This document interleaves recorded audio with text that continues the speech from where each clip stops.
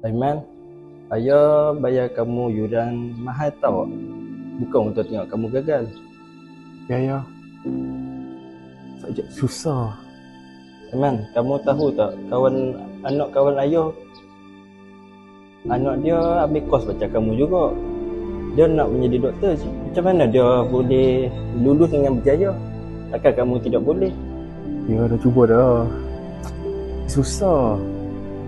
Ayah tahu kamu dah usaha dah, tapi ayah nak kamu usaha lebih lagi. Faham? Lebih lagi. Sebab ayah tak mau kisahlah kamu nak berjaya macam mana. Yang penting kamu dapat gelaran doktor itu.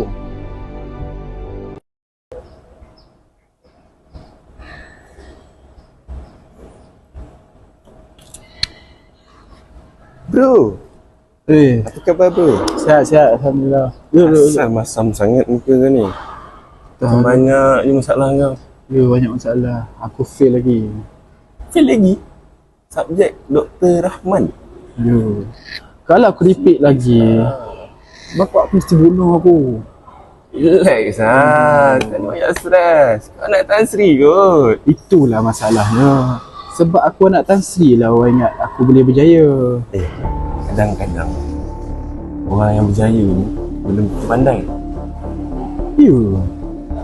Kalau tak boleh guna pintu depan, di belakang banyak ni. Macam mana tu?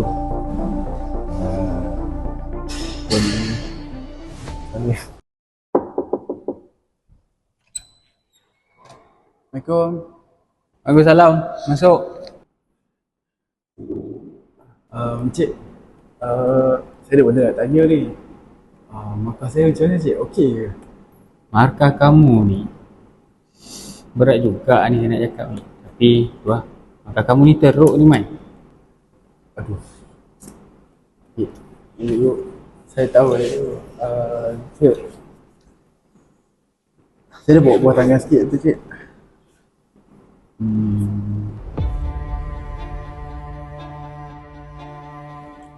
Kamu cuba rasuah saya ke apa ni?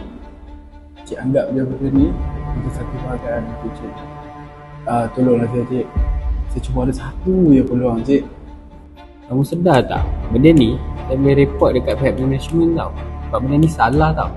Tapi doktor, saya tak nak hancurkan simpan saya doktor. Dan kamu ingat duit ni boleh settlekan semua masalah ke? Setakat ni cik, duit je boleh selesaikan masalah ni cik. Tolonglah, saya terdesak ni cik. Boleh? Ni last chance untuk kamu try Tolong saya sesak nafas. Boleh duduk dulu.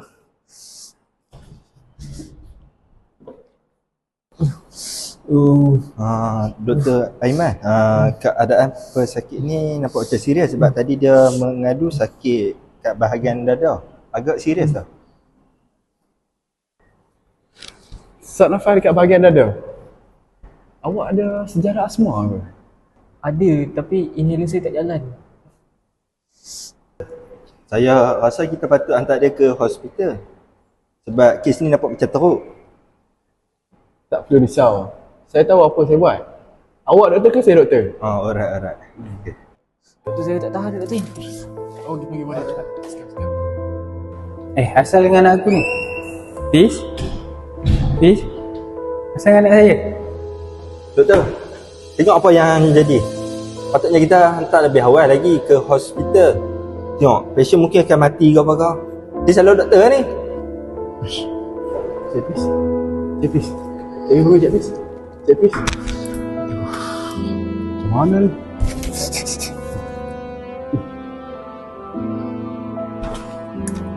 Cik bangun Cik Fish.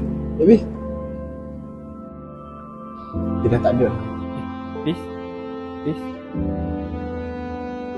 Kau! Bukan kau ke pelajar yang aku luluskan dulu?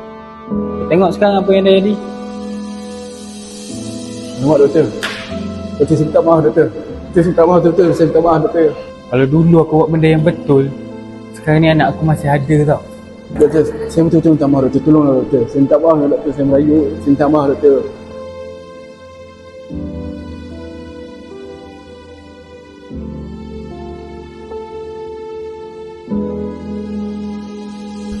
Rasuah bukan sekadar kesalahan.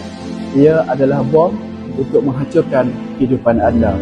Tolak rasuah, jangan kerana jawatan aktiviti anda terkadang.